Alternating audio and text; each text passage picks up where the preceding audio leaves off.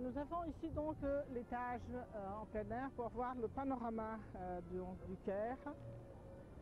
C'est un lieu qui est visité par les Arabes, par les Égyptiens, par les touristes qui veulent voir et donc de voir actuellement le Caire entièrement par ici. Nous avons notre côté ici le Caire, de l'autre côté c'est la ville de Gizeh où il y a l'université du Caire. D'une autre côté, mais dans la brume aujourd'hui, il y a une grosse brume. Donc dans la brume, on devait trouver dans cette direction les pyramides de l'Égypte. Voilà donc, nous sommes dans la partie en plein air pour voir le Caire de la vue panoramique. Nous avons donc, on voit entièrement le Caire aiguisé qui est de l'autre côté du Caire, c'est un autre gouvernorat. En principe, dans le lointain, mais il y a une brume ce matin, on devait voir les pyramides de Gizeh, les 3 pyramides de Gizeh.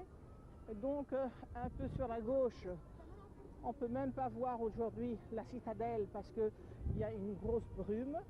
Sinon, il y a en bas les grands clubs du Caire, le club national, le Gezira Sporting Club, le club de jeunes de Gezira. Et donc il n'y a que des grandes piscines que nous voyons en bas. Et voilà donc les ponts. On voit les principaux ponts, le pont de 6 octobre, le pont plus loin de l'université, etc. Ce qui relie le Caire et Gizeh. Et ce qui relie le Caire avec l'île où nous sommes, c'est l'île de Zamalek, l'île de Gezira. Et c'est une petite île. Dans l'autre île, il y a une autre île un peu plus loin sur la gauche, c'est l'île de Roda. Et il y a des ponts qui nous relient. Ces 2 îles suivent le gouvernorat du Caire, alors que l'autre côté actuellement est séparé du Caire, car il y a plus de 5 millions d'habitants de l'autre côté.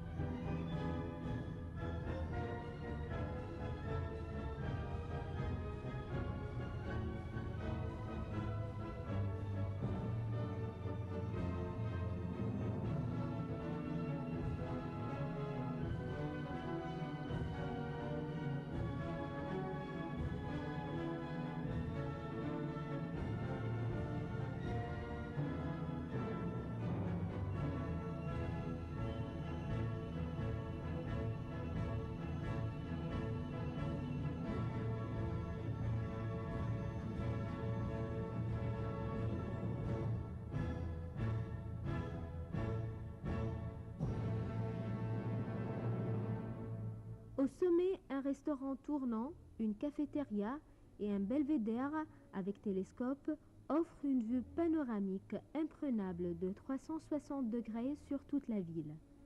La réalisation de la tour a exigé de grandes prouesses architecturales et techniques afin de donner une apparence de légèreté à une construction en hauteur tout en préservant sa solidité et sa stabilité.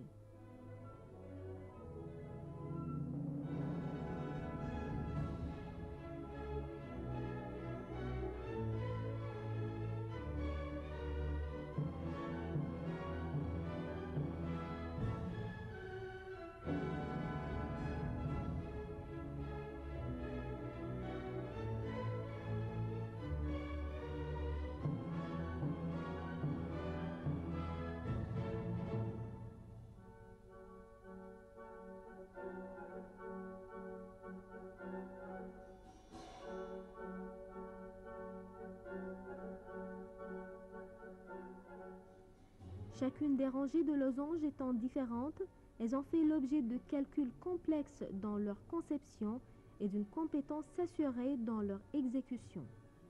La tour repose sur une dalle de béton armé dont les dimensions dépassent largement la superficie de la base de la tour et qui va s'appuyer sur le roc situé à 25 mètres de profondeur.